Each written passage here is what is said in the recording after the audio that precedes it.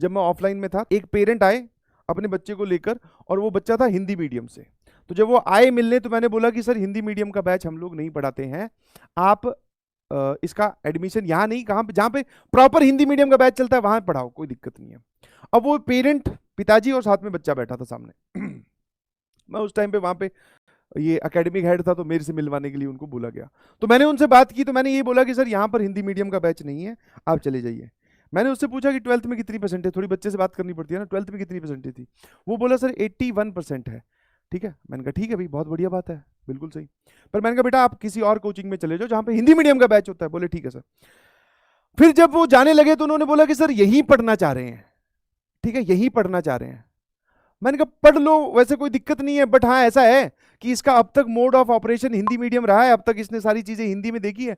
अब मैं अचानक से इंग्लिश में पढ़ाऊंगा तो हो सकता है इसको जो पहला स्टेप है वही पार ना कर पाए। बोले आप जो लिख रहे हो, समझा रहे हो, वही नहीं समझ में आ रहा, आपका कम्युनिकेशन गैप हो जा रहा है।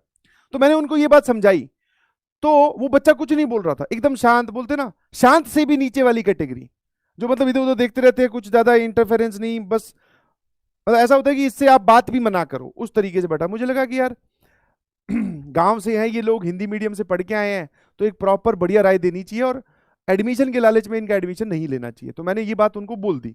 उसके बाद में उन्होंने बोला कि सर उन्होंने उन्होंने बोला कि सर ये यहां पढ़ना चाह रहा है। मैंने उस बच्चे से भी जानने की कोशिश की, मैं कहा तुम ड्रॉप लेना चाह रहे होगा? तो उसने दबे शब्दों में, बहुत ही दबे शब्दों में, इनफैक्ट सामने ही बैठा था, हाँ। मैंने कहा इंग्लिश में पढ़ाया जाएगा? बोला भी नहीं, बस ऐसे गर्दन हिलाई। मैंने कहा ठीक है। मैंने कहा ठीक है जी, करवा दो एडमिशन, फिर कोई दिक्कत नहीं है। ठीक है। शुरू शुरू में मतलब वो बोलते ना, क्या बोलते हैं उसको टेक्निकल लैंग्वेज में, इंट्रोवर्ट, बहुत ज्यादा ही इंट्रोवर्ट, सिर्फ अपने आप में व्यस्त रहने वाला।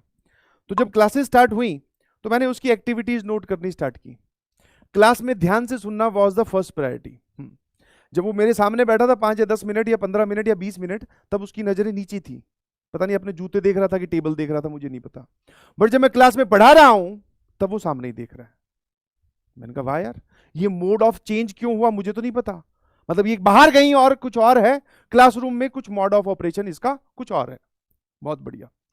दूसरी बात, नोट्स, क्लासरूम नोट्स, डीपीपी, बीच में कभी भी, मतलब वैसे तो मुझे लग रहा था कि इंग्लिश मीडियम वाले बच्चों के बीच में हिंदी मीडियम का बच्चा बिठा दिया, ये हर दूसरे शब्द पे मुझे टोकेगा, है ना, कि सर ये क्या लिख दिया, ये बताओ, एक बार रुको, इसका क्या मतलब होता है सर, ये बताओ हिंदी में इसको क्या बोलते हैं।